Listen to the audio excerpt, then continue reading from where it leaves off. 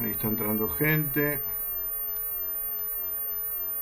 Bueno, vamos a esperar entonces un ratito para compartir pantalla. Bueno, mientras les cuento un poquito la idea. Primero agradecerles a todos y a todas por haberse inscrito en esta capacitación, por haber tomado la decisión de invertir un dinero que pusimos un valor simbólico, eh,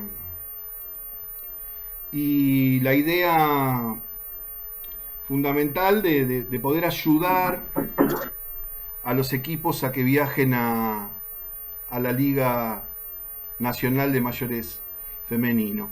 Eso fue una idea que se me ocurrió en función de, pensaba por ejemplo, en una jugadora sub-17 que le tocó viajar a su liga con su club y que después, bueno, por su rendimiento,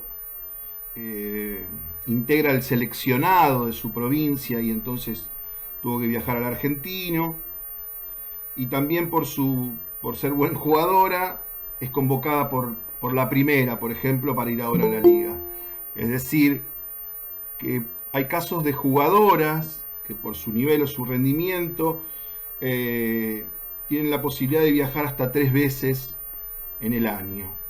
Y pensaba también en un caso, por ejemplo, en San Luis, una familia que además, o sea, esto que estoy diciendo no es una interpretación o una posibilidad, sino que es algo real, que por ejemplo, además tiene hermanas, ¿no? Hermanas que juegan y que también viajan a la Liga Sub-14 o al argentino. Entonces, pensaba en esa familia que a lo mejor tiene que afrontar 4 o 5 viajes en el año, que es hermoso porque es lo que todos esperan, pero que sí una erogación de dinero importante para cada familia. Estamos hablando más o menos de entre 25 y 30 mil pesos por jugadora por viaje. Multipliquémoslo por la cantidad de torneos. Es decir, eso es algo que también tenemos que empezar a pensar cuando hablamos de Sexto Bol, que tiene que ver con la generación de recursos, ¿no? Sobre todo si queremos pensar en ampliar la competencia nacional, que es algo que todos queremos y que todos deseamos. Por ejemplo, lo que está sucediendo con una liga interfederativa que se da entre San Luis, La Pampa, Córdoba, que permite una mayor proyección de competencia regional, que es un poco una demanda de las jugadoras mayores.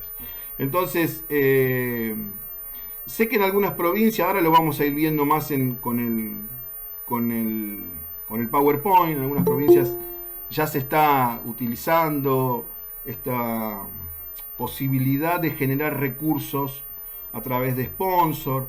Digo, todos y todas conocemos lo que cada equipo hace para juntar dinero para viajar.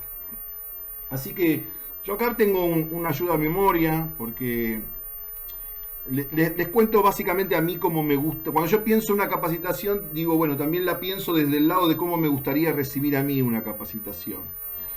Y entonces, tomando en cuenta también que este es un deporte de incertidumbre, donde nosotros le pedimos a las jugadoras o a los jugadores que aprendan a resolver situaciones que son todo el tiempo cambiantes, disímiles.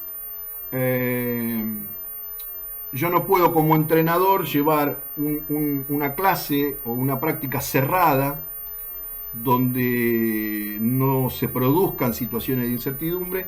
Lo mismo me gusta poder desarrollar en la capacitación, es decir, no venir con una capacitación cerrada, armada, sino que podamos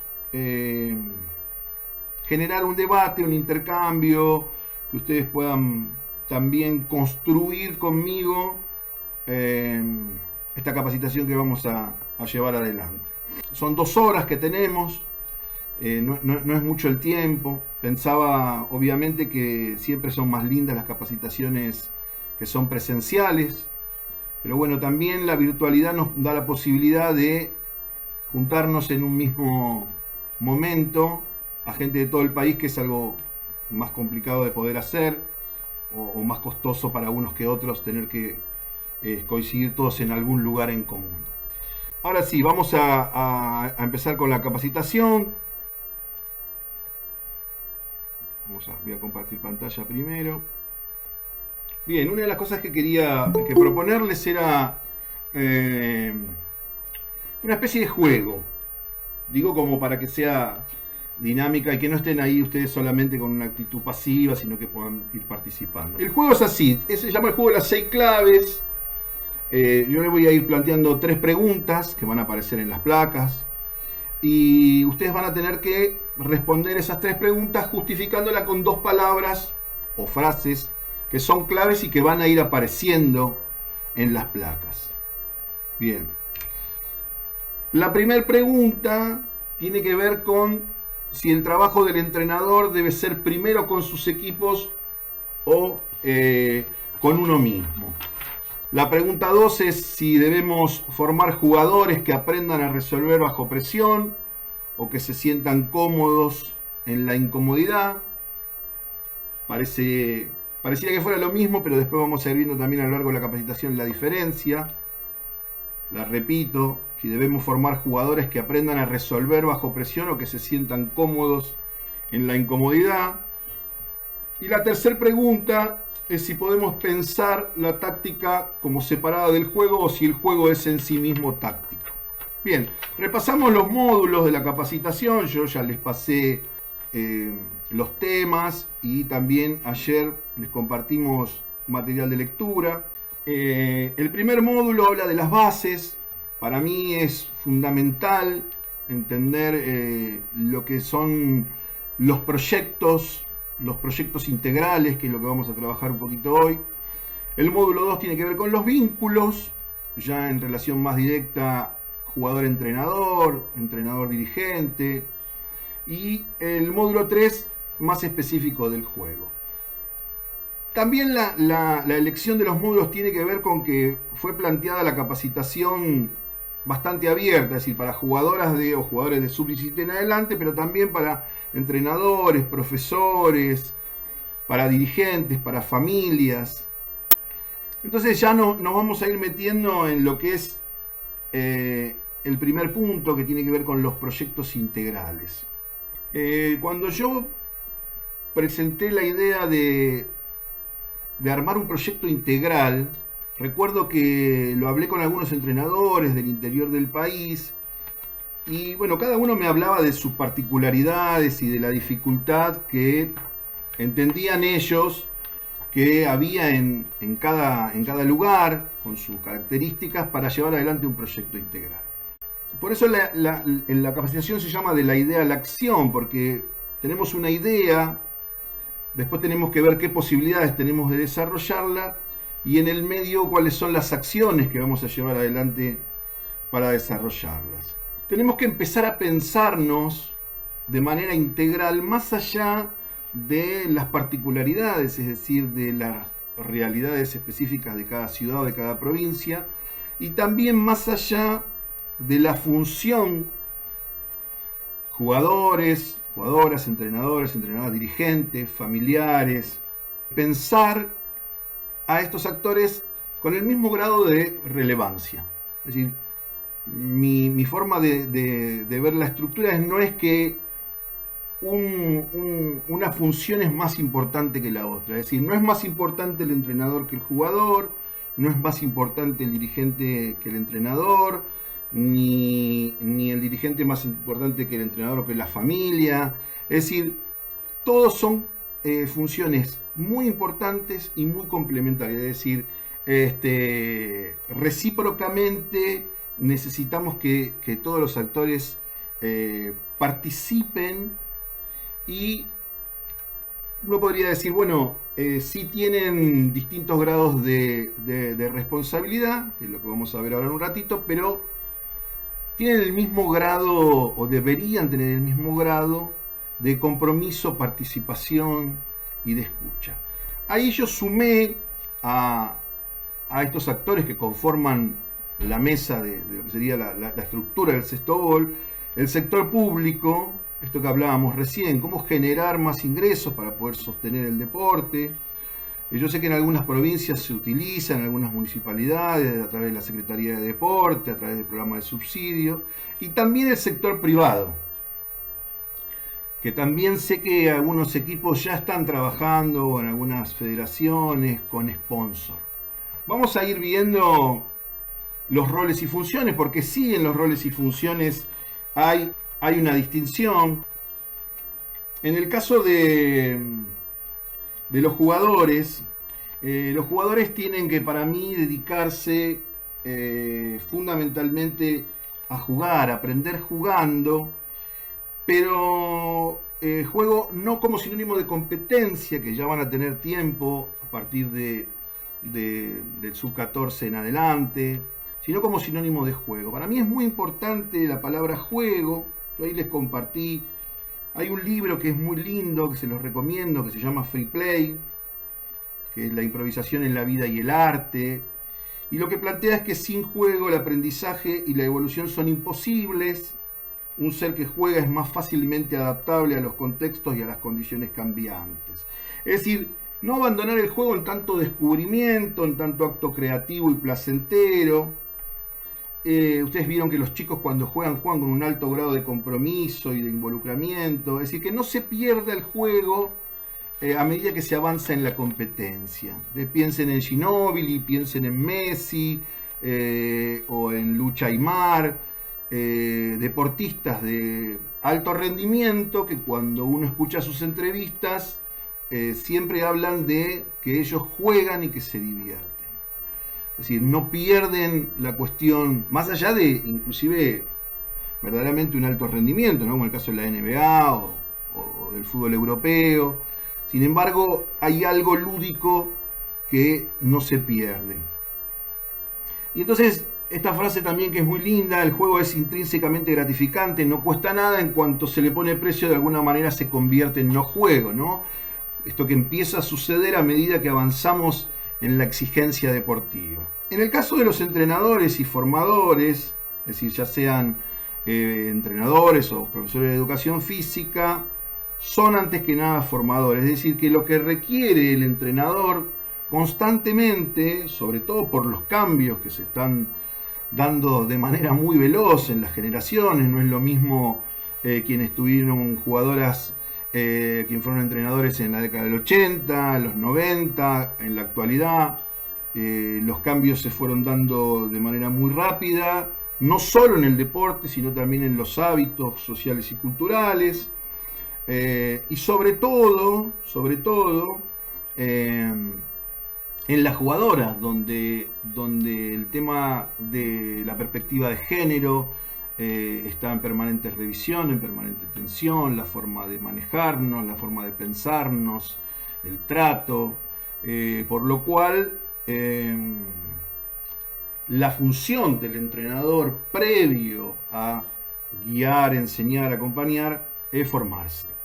Y en el caso de la dirigencia, las funciones son de organizar, proveer, planificación, logística, diseño, estrategias de objetivos, generación de recursos. Y de la misma forma que el entrenador y el jugador se forman permanentemente, la dirigencia también tiene que formarse y ayornarse a los cambios que van sucediendo. Por último, el rol de las familias, que me parece que no es menor, y no solo en tanto acompañamiento, sino en tanto participación e involucramiento. Pero nosotros no podemos esperar que la familia se acerque a participar, sino que tenemos que convocar la familia, invitarla. La familia en los deportes amateur son básicamente quienes proveen el material humano y el material o recurso económico también, son el sostén de la actividad. Entonces también tienen que tener participación con voz y voto en las decisiones. Y tenemos que incorporar a la familia, hacerla sentir parte, esto que decía, tenemos distintas responsabilidades, tenemos distintos roles y funciones, pero tenemos que tener el mismo grado de escucha, de compromiso y de participación. Esa es una de las bases de lo que son los proyectos integrales. Una vez escuché en una capacitación a Alfredo Fenili, que es licenciado en psicología, especializado en psicología del deporte, es coordinador de capacitaciones de la Secretaría de Deporte de la Nación, decir algo, que es esa frase que está ahí, que dice que la mayoría de los proyectos fracasan por lo que se llama trastorno de déficit de intención. ¿Qué quiere decir esto? Que nosotros podemos tener el mejor DT, el más preparado, podemos tener es el DT que diseñe el mejor, la mejor táctica, el mejor plan estratégico, el PF que nos ponga el equipo físicamente en un nivel alto. Ahora, si cada uno no cumple con su rol, si empezamos a querer meternos en las funciones de los otros roles, que sé que es algo muy difícil, que cuesta, pero digo, el dirigente no tiene nada que estar opinando sobre los cambios que hace el entrenador, sobre la táctica. Es decir, ahí es donde empiezan todos los problemas, ¿no?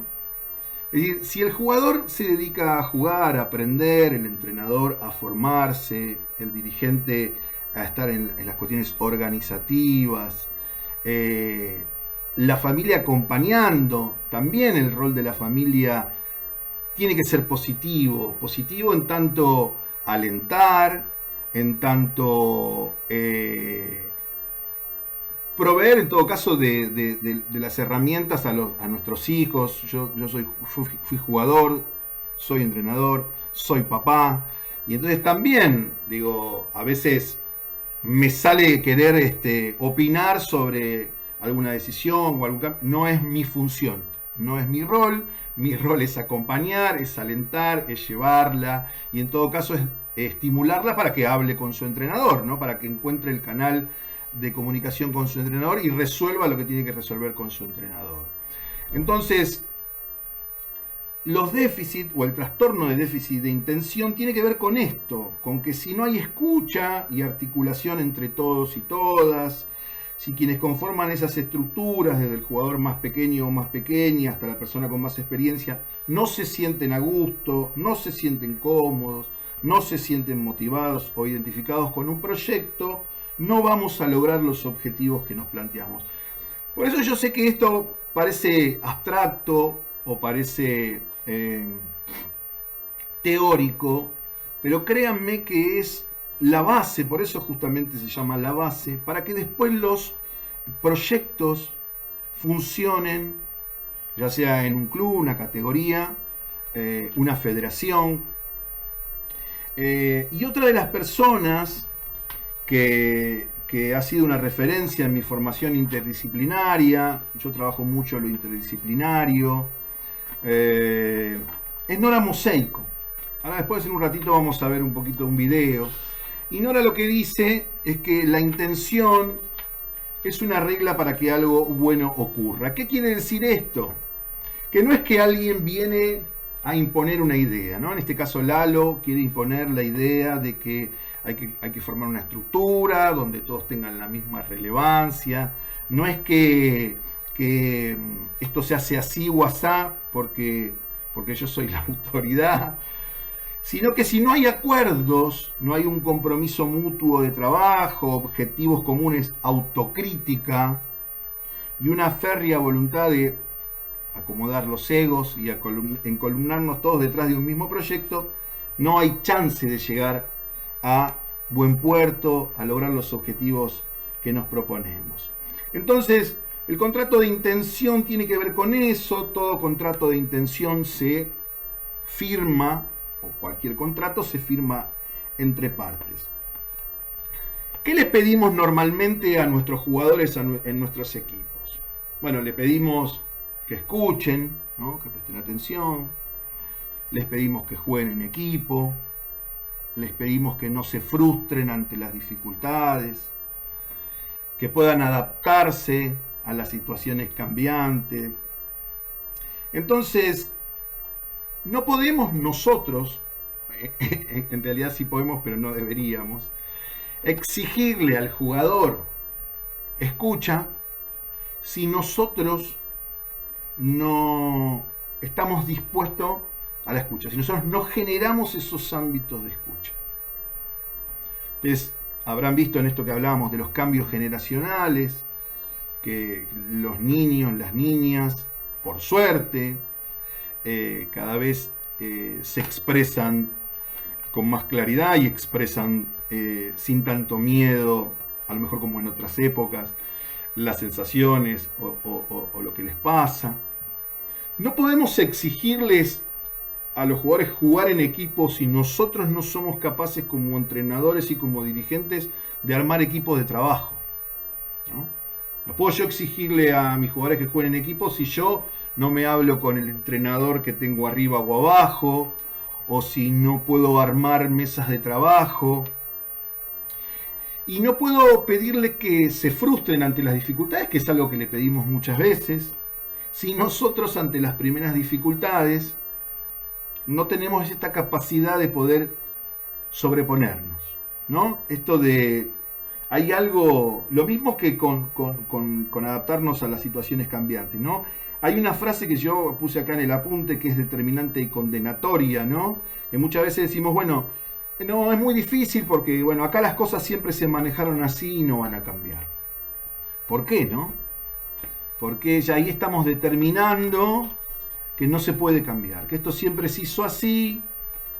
Entonces, yo creo que ahí en ese contrato de intención está un poco la base de lo que son los procesos positivos. En conjunto con la Federación de San Luis, llevamos adelante un proyecto integral que tiene que ver con estos aspectos y características que están aquí señalados. El respeto de los roles, esto que yo les decía que es difícil. Yo me acuerdo de tener reuniones con, por ejemplo, la presidenta de la federación, que fue jugadora, entrenadora, es decir, en general la dirigencia tiene que ver con haber sido entrenadores, con haber sido jugadores. Y entonces a mí me tocó ser una especie de coordinador de equipo de trabajo, como manager.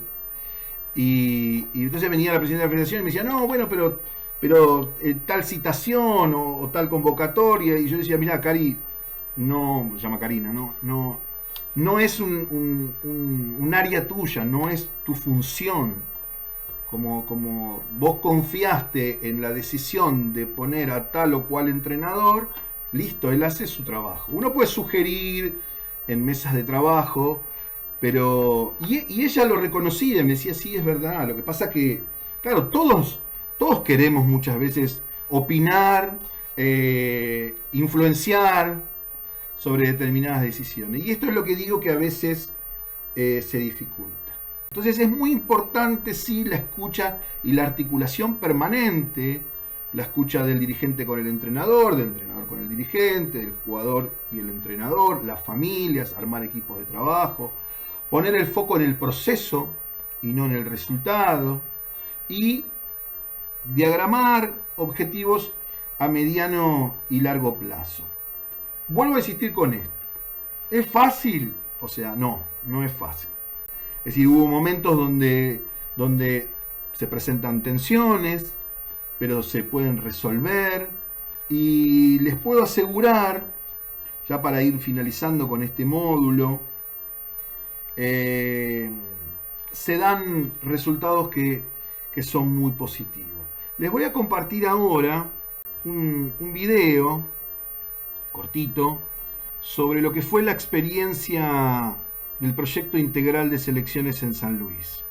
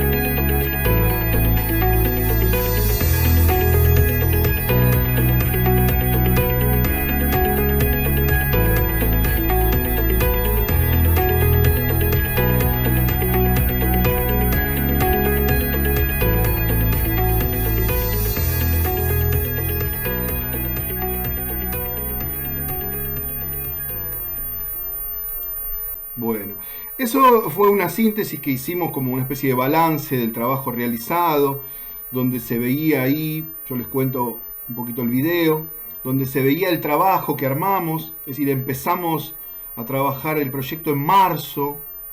Normalmente los seleccionados, ahora yo igual le voy a dar la palabra a Pablo Frontera, que es nuestro invitado, eh, para que cuente un poco él en primera persona eh, este proceso. Pero sí quería comentarles esto. Empezamos en marzo con reuniones con equipos de trabajo, con los entrenadores. Todo un desafío, coordinar entrenadores, distintas generaciones, eh, y llegar a acuerdos, llegar a síntesis, llegar a consensos. Trabajar interdisciplinariamente con una psicóloga deportiva, con dos personas coaching, con una persona de nutrición, y también esto que hablábamos antes de incorporar a las familias, sumar a las familias, bueno, pero ya está presentado Pablo Frontera, amigo, entrenador de más de 20 años, así que le voy a pasar un poco la palabra a él, y lo mismo, cualquier pregunta que ustedes quieran hacer, si quieren comentar algo, pueden hacerlo, y después continuamos. Te paso la palabra, Pablito.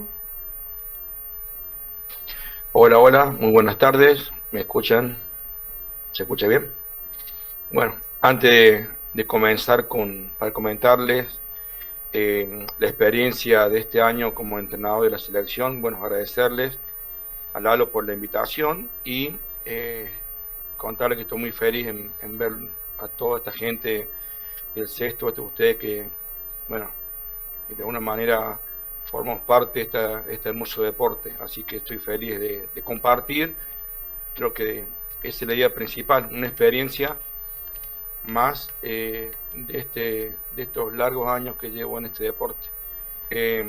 Considero que esta mi última experiencia ha tenido muchas cosas positivas. Lalo hizo la introducción en el primer módulo, fue más que claro, y tiene que ver, yo le voy a comentar, desde el primer día que nos hicimos cargo de la selección de mayores, que era una preselección. En el mes de marzo fue la convocatoria como entrenador. Bueno, ahí yo me enteré que Lario iba a estar como manager deportivo y bueno, busqué mi profe, busqué mi cuerpo técnico, busqué mi delegada para arrancar recién a formar la preselección. Lalo recién hizo hincapié en el mes de marzo, y eso es fundamental para todo entrenador, arrancar con tiempo. En mis primeros años como entrenador, tomaba una selección 15 días antes y se hacía imposible realmente encontrar un orden. Creo que con el transcurso del tiempo fuimos mejorando y bueno, como les decía recién, la primera etapa fue hacer la preselección. En esta oportunidad yo convoqué junto con el profe que estaba a cargo conmigo en ese momento, que profe José, eh, hicimos una preselección de 20 jugadoras, donde, bueno, uno ve quizá el resultado final de San Luis en una final, pero hubo muchos problemas que sortear. Hago también, aclaro, en cualquier proceso nos tenemos que hacer cargo de los problemas. Creo que eso nos fortalece, nos va fortaleciendo siempre y cuando nos hagamos cargo. Nosotros creo que de primer momento sabíamos lo que queríamos, sabíamos a lo que teníamos que jugar. Uno cuando hace una preselección, recibe jugadoras de varios clubes y cada club tiene su forma de jugar. Y ninguna, quizás, por lo menos acá considero en San Luis, no se parecen en dos equipos jugar. O sea, sí, cada cual tiene su ideal de juego. Y llevado a una selección y buscar un solo patrón de juego se hace muy difícil. Necesitas tiempo, necesitas primero que confíen en vos. Primero nosotros hicimos la convocatoria de las 20 jugadoras y tuvimos la novedad que en la primera etapa 3 jugadoras se bajaron porque ya tenían un compromiso pactado. De hecho, nosotros, como sabemos, ya se volvió el argentino después de la pandemia y esas jugadoras habían pactado ya un viaje personal, los cuales nos obligó a nosotros a incorporar 3 jugadoras más y seguir con el objetivo hacia adelante. Creo que al mes siguiente se bajó una 4ª jugadora que ya venía entrenando por problema de trabajo, otro problema más también para el equipo, y ahí decidimos reemplazar jugadoras. De hecho, las jugadoras que reemplazamos, tomamos la decisión de primero ver de qué manera podían acoplarse a lo que ya veníamos nosotros trabajando, que era entrenamientos y partidos amistosos, ya sea con la preselección de cadetas o la preselección masculina, aclarando que al argentino llegamos con 15 partidos amistosos jugados. 15 partidos amistosos llegamos a jugar, jugamos ante el argentino. Y sumado a estos problemas que tuvimos en jugadoras, se nos bajó la delegada y se nos bajó el profe, también por una situación personal, donde tuvimos que reemplazar profe y reemplazar delegada. ¿Por qué hago hincapié en la delegada también? Porque considero que dentro de este proceso, de este armado de equipo, el cuerpo técnico, jugadoras, delegada y los dirigentes es la parte fundamental en el armado del equipo. Llegado a eso, ya conformado el plantel, bueno, venía lo más difícil, que confíen en nuestra forma, nuestro sistema de juego que planificamos. Gracias a Dios, al tener 15 partidos amistosos, tuvimos los primeros 10 partidos que fuimos, sinceramente, fuimos un desastre. No había confianza en el juego, hablo, ¿no? En el juego. No había confianza, faltaban cosas que a las jugadoras que teníamos sintieran la seguridad de equipo. Pero paralelamente íbamos trabajando con lo que Lalo comentaba en un principio, los coaching, psicólogas deportivas, donde nos ayudaban a nosotros, entrenadores, a la unión de equipo. Los últimos 5 partidos para nosotros fue un parámetro muy positivo, porque uno ahí recién vio el crecimiento y la confianza de lo que uno había planteado como estrategia. De hecho, nosotros el día viernes, que fue nuestro último entrenamiento previo al argentino, jugamos un amistoso contra el masculino y ahí nos dimos cuenta que habíamos logrado un nivel muy bueno, y jugando a ese nivel contra un masculino consideramos que en el argentino íbamos a tener buenos resultados. Obviamente que había que jugar los partidos, pero uno viendo cómo arrancamos y cómo terminamos, fuimos ganando esa seguridad. De hecho, siempre siguiendo la línea, obviamente, como le expliqué recién, nunca me salí de mi seguridad a lo que yo quería llegar. Yo estaba seguro y convencido de que sea cual sea el equipo que iba a llevar al argentino, iba a estar preparado dentro y fuera de la cancha para competir de la mejor manera, pese a todas las circunstancias que le comenté recién de las bajas de las jugadoras. Por eso siempre digo lo mismo, y como un consejo dejo, es probar, arriesgar, permitirse equivocar. De algo que yo aprendí en el transcurso de estos años es asumir los errores, no dejar el ego un poco de lado, que es lo que me pasaba cuando arranqué como entrenador. Quizás creía mucho en mí y no permitía escuchar o ver otro tipo de juego. Yo me apoyé mucho en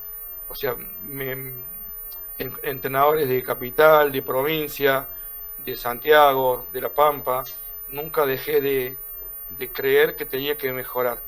y por eso creo que hemos llegado a un buen resultado y tenemos mucho todavía que corregir. Así que el argentino para nosotros fue el resultado muy positivo, muy lindo. Para mí fue un desafío, a mí me preguntaban si estaba contento y sinceramente yo sentí un alivio, más que alegría, un alivio haber llegado, porque sentía por ahí, creo que todos sentimos en argentino, mucha presión. Por más que tenga poco, mucho tiempo de trabajo, tenemos una presión que por ahí uno como se descarga, se alivia de alguna manera. Por eso yo le quería dejar más o menos mi experiencia. Lalo nos dio muchos materiales, de hecho algo todavía no lo comentó, pero bueno, el día previo al comienzo del argentino, Lalo grabó un mensaje muy lindo a cada jugadora de parte de un familiar, pero él nos dio la posibilidad a los entrenadores de elegir el momento cuando mostrárselo. En el caso mío, yo se lo mostré el día previo al inicio del torneo, o sea, la noche previa al inicio del torneo, decidí juntarla a jugar en una habitación y demostrarles que no solamente era su sacrificio que hicieron, sino también iban a estar el sacrificio y el apoyo de cada familiar. ¿A qué voy con eso? Todas esas cosas que él nos fue brindando, que nosotros no las hacíamos, sirvieron muchísimo y de mucha ayuda para intentar lograr un objetivo, porque el resultado es relativo, ¿no?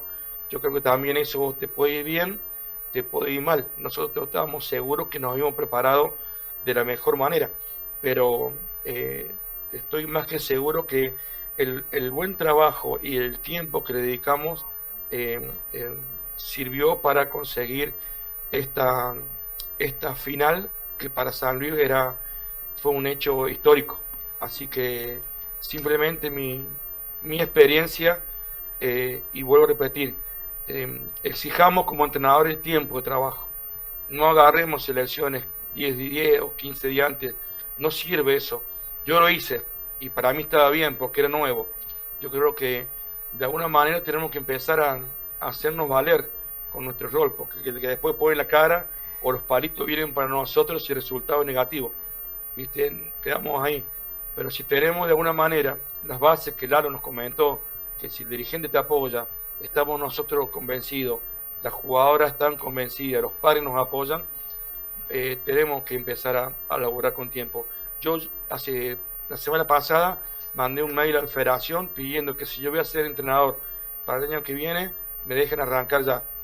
Es una forma o sea, si voy a estar, voy a apoyar, acá estoy. Y si no voy a estar, listo, lo sé, pero lo mismo voy a seguir apoyando. Yo creo que esa es la gran clave para nosotros los entrenadores. No dejemos que al último momento, el tiempo nos va a dar siempre la razón a nosotros, más allá del resultado. Pero depende de nosotros, porque somos nosotros que agarramos esa brasa caliente 10 días antes. Yo, por eso era simplemente transmitir mi experiencia y estoy, como el otro día me contacté con un entrenador de Chaco, estamos, los entrenadores ya grandes, dispuestos a ayudar en lo que realmente ustedes quieran, estamos dispuestos a colaborar. Yo creo que esto no tiene secreto. No enseñar, en realidad no es enseñar, sino transmitir la experiencia que uno ha transitado. Así que simplemente es mi humilde opinión. Bueno, muchísimas gracias, Pablo. Ahí lo veo a Mario Roski también. Con Mario charlamos mucho y Mario también siempre está a disposición para colaborar, solamente como decís vos, para colaborar. Acá no hay ninguna verdad iluminada, sino que es un deporte pequeño, en crecimiento, pero somos pocos, nos conocemos mucho y estamos para eso, para sumar, para que crezca. Claro, perdón, me sí. quedo algo, ya que está ¿Cómo Mario, no? Arito querido. Yo cuando era entrenador en mis inicios, en su momento estaba Víctor Trapani en provincia de Buenos Aires y bueno, estaba entre La Plata y La Prida, entonces yo, como a mí en un momento me gustaban todas las entrenadoras me parecía, loco, o sea, lindo lo que ellos pregonaban. Yo en un momento o sea, decidí elegir uno, ¿me explicó? Por ejemplo, yo en ese momento había elegido la Prida, su filosofía de juego. Es más, en mi vacación en su momento fui a conocer la Prida, fui a conocer cómo entrenaba, dónde entrenaba. De hecho, me sorprendió porque yo entrenaba en una cancha de pádel, ni siquiera en una cancha de básquet. ¿A qué voy? No nos quedemos quizás solamente con lo que uno puede contar. O sea, últimamente he seguido el juego de citas desde un par de años atrás, pero no es porque, es porque elegí yo un club bajo todas sus circunstancias, ¿no? Cómo entrena, las horas que le dedican, porque uno de los jugadores las ve jugar, ¿no? Pero cuántas horas le dedican al entrenamiento, qué es lo que estudian, los problemas. Entonces también eso sería un lindo consejo para aquellos entrenadores que recién arrancan. Obviamente que escuchar a todo el mundo es bueno, pero por ahí ahondar un poquito más adentro también sirve mucho más. Gracias, Pablo. Algunas cositas respecto de lo que dijo Pablo para reforzarla. En primer lugar, lo que quería decir es que, bueno, ahí por ahí lo vi a Lucho Girardi. Lucho sabe que lo de los videos con los familiares, yo es algo que lo he hecho en varias oportunidades.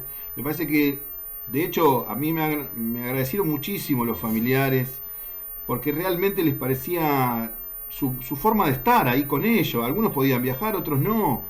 Y sabían que de esa forma, porque yo se los mostré antes, les dije que lo mantengan en secreto, se sienten que lo participamos. Ahora, yo me tomé el trabajo de conseguir el teléfono de cada padre, cada madre, llamarlo, pedirle, explicarle cómo grabar, todo. Digo, por eso digo, no podemos esperar que el padre o la madre se acerque a participar. Nosotros tenemos que ir a buscar al papá y a la mamá y estar atrás apoyando. Y créanme que esa energía de los padres y las madres ayudando también se siente y llega. Lo otro que quería comentarles, ahora que lo escuchaba Pablo, y en esto de que no podemos meternos en el rol del otro, yo también digo, yo también soy entrenador y por momentos me salía de la vaina de querer meterme a darle alguna opinión o algo a Pablo.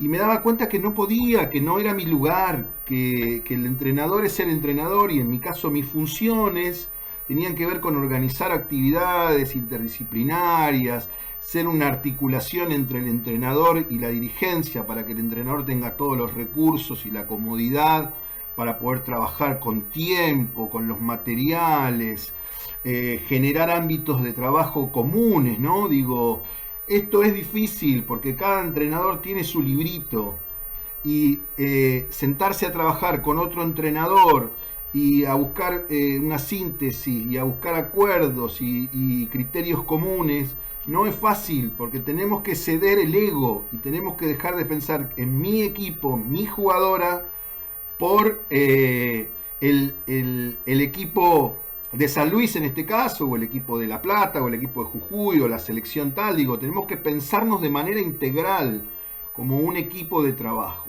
Eso es lo que hablábamos antes. Y el rol de la familia, para terminar con esto, es fundamental porque la familia también tiene que ser un contralor. ¿Qué quiero decir con esto?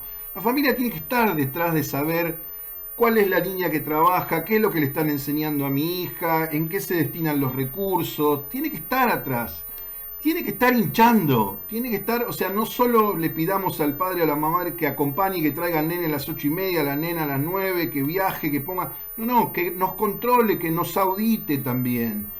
Porque entonces de esa forma, si el padre o la madre está atrás del dirigente de la subcomisión va y le hincha a los quinotos al club, el club le hincha a los quinotos, le exige a la federación va y le reclama y le demanda a la confederación va y le demanda y le reclama a las instancias del Estado, a la Secretaría, y todos de esa forma somos una especie de auditores y controladores de que todo funcione, porque el sextobol es de todos y de todas, no es de una dirigencia.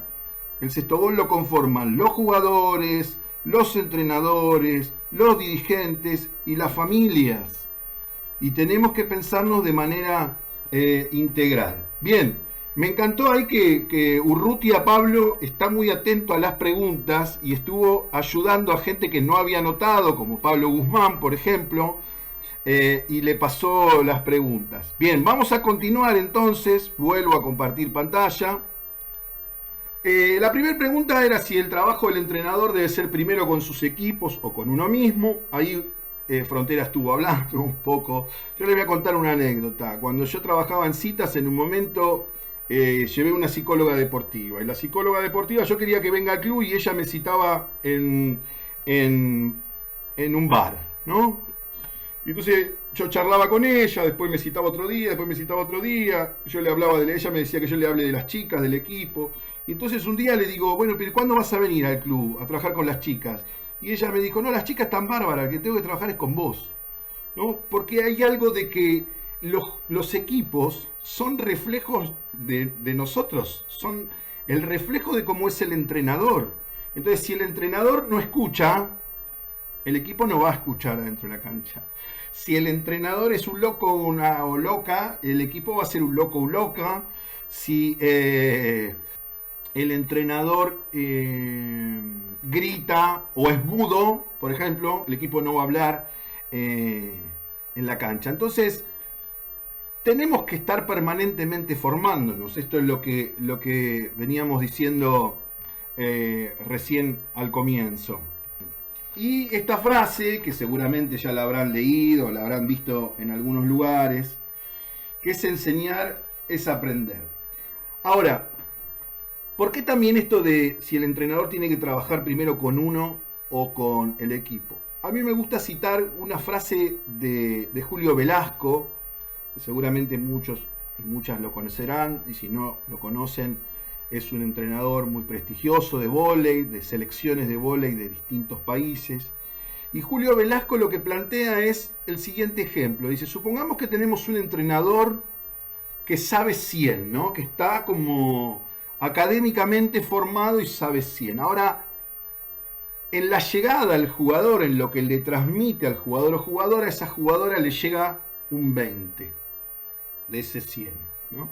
Y tenemos otro entrenador que a lo mejor no sabe tanto académicamente y sabe un 50 o un 60, pero le transmite al jugador o jugadora y le llega ese 50 o 60. Entonces lo que dice Velasco es que si vos sos un entrenador que sabes un 100, pero al jugador le llega o jugadora un 20, ese 100 solo te sirve para escribir libros. Entonces, esto que inclusive tiene cierto humor, ¿no? Es bastante irónico a veces Velasco. Lo que habla justamente es de eso, ¿no? Esto que decía recién Frontera. No podemos pedirle al jugador autocrítica si no la tenemos nosotros, no podemos pedirle al jugador que indague, que investigue si nosotros no nos salimos de nuestro libretito. Y tenemos que estar permanentemente formándonos. Pero la formación no es para mostrar ese saber académico, sino que la formación es fundamentalmente una preparación para estar ahí presentes, para estar permeables, para poder construir el conocimiento con el jugador. Por eso yo digo que en la construcción del equipo, el entrenador es un par. No es más importante el entrenador que el jugador en la construcción del equipo. Estoy hablando de categorías sub-17, mayores, ¿no? Donde ya hay jugadoras que tienen más de 10 años de sextobol, en primera incluso más de 20 años. Pero aún en las categorías formativas, más todavía tengo que trabajar la escucha, ¿no? Tengo que poder... Y lo mismo que sucede con la familia. Yo no tengo que esperar que la jugadora o el jugador venga a hablarme. Porque el jugador o jugadora muchas veces cuando es chico no se anima. Sobre todo si no logramos generar esa empatía y esa confianza de que yo no soy el saber. Y entonces el jugador no sabe si está a la altura, el jugador tiene miedo. No, yo tengo que generar empatía para poder llegarle, para poder convencerlo de una idea. Y entonces no es que yo sé menos cuando construyo con el otro, al contrario, el conocimiento se expande cuando yo construyo con el otro. Y ahí es donde se dan procesos muy ricos. Esto que contaba Pablo Frontera recién, yo tengo una idea, tengo un equipo, después me encuentro con realidades, se me bajan 3 jugadoras, ya tengo otro equipo. Y entonces a lo mejor tengo que ver cómo construyo mi idea de juego, dice Pablo, pero con el equipo. Siempre es con el equipo. Es muy importante estar atentos a estos procesos, sobre todo en las categorías formativas, porque como dice acá la frase, no tenemos idea de cuánto impacta en el otro u otra lo que decimos, mostramos o callamos, y para eso tenemos que tener conciencia y responsabilidad en las huellas que dejamos, ya que pueden abrir o cerrar caminos. Bien, entonces, vamos a ver ahora un video que es una compilación que yo hice de dos charlas. Una es de José Antonio Fernández Bravo, que es un licenciado en Ciencias de la Educación, y otra es Nora Moseico, que Nora Moseico, yo después le voy a compartir un link de un video que a mí me sirvió mucho, lo he visto infinidad de veces, es una consulta permanente. Nora Moseico es maestra y directora de enseñanza teatral de más de 30 años, en esto de la interdisciplinariedad con la que yo trabajo. Acá va a haber un poco una respuesta ya estemos atentos, ¿no? A las claves. Bien, a ver. Entonces, vamos a compartir este video. Que las respuestas que obtenemos no coincidan con las que esperamos no significa en modo alguno que no razone, ¿no? Sino simplemente que hay discrepancia entre lo que nosotros deseamos y lo que obtenemos. Para mí la escena de una clase es una escena de vitalidad, no de éxitos, de vitalidad, de movimiento, donde las cosas pueden empezar de un modo y terminar de otro, donde si está todo trabado uno puede decir, ¿qué está pasando? No, ¿qué le pasó a mi clase? ¿Entienden? Entonces yo muchas veces les digo, la observación es al trabajo, no es a vos. Y uno tiene que ser feroz con el trabajo, tiene que decirle al trabajo, eso es horrible, anda a dormir. No vos, el trabajo. Y si uno acepta que el trabajo no es uno, deja que el trabajo esté en problemas. Y cuando uno deja que el trabajo esté en problemas, pero no se siente uno pegado, entonces el trabajo se mueve. Una vez que yo tenía que enseñarles para que distinguieran entre el objeto como realidad y la representación del objeto. Entonces yo dibujaba fatal y se me ocurrió a coger una lámina de un plátano, ¿no? Y yo preparaba esto muy bien en mi casa por la tarde y decía, les voy a enseñar la lámina del plátano y les voy a decir, ¿qué veis? Y entonces ellos van a decir, un plátano. Y entonces yo diré, coméroslo. Y ellos me van a decir, no se puede porque está dibujado. Y yo ahí entraré con una canalización perfecta para, ¿verdad?, distinguir el objeto real de su representación.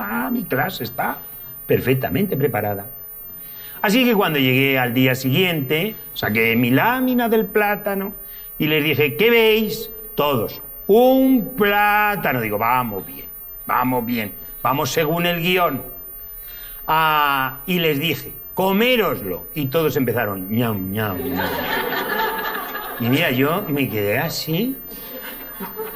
Y yo le dije, ¿está rico? Y uno dijo, sí, está muy rico. Y otro ya dice, mi abuelo dice que comer mucho. Dice, mi abuelo va a venir a vivir con nosotros. Y ya nos hablamos. El tema ya no es el plátano, ni la representación. El tema es el abuelo. El abuelo. ¿Qué aprendí? Pues aprendí a imaginar respuestas que jamás antes hubiera podido sospechar. Aprendí a enseñar desde el cerebro del que aprende, con esas posibles respuestas. Entonces, me parece que hay mucho de incomodidad que si está puesta en términos no personales, para mí es la materia prima del aprendizaje. No la certeza, la inteligencia, la incomodidad. Aprender a aprender más que aprender, ¿entienden? Más que acertar. Escuchar es preguntarse por qué dicen lo que dicen, por qué hacen lo que hacen. Y en definitiva, si nos damos cuenta, lo que hace cualquier investigador es escuchar. Es escuchar. Es contar con el otro. Escuchar, no de escuchar tratando de ver cómo se resuelve, de escuchar. creo que el tema de escuchar es un tema profundísimo, muy complejo, y no tiene que ver con escuchar el contenido, porque escuchar el contenido genera mucha ansiedad. Me enseñaron que cuando mi método falla, cuando lo que yo tengo planeado no llega a producir el aprendizaje deseado, no puedo decir el que tiene dificultades es el niño que me mira. Tengo que plantear en modificar el método que llevo.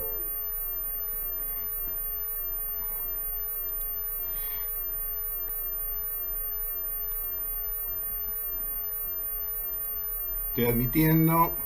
Bueno, ¿se escuchó bien? ¿Se vio bien?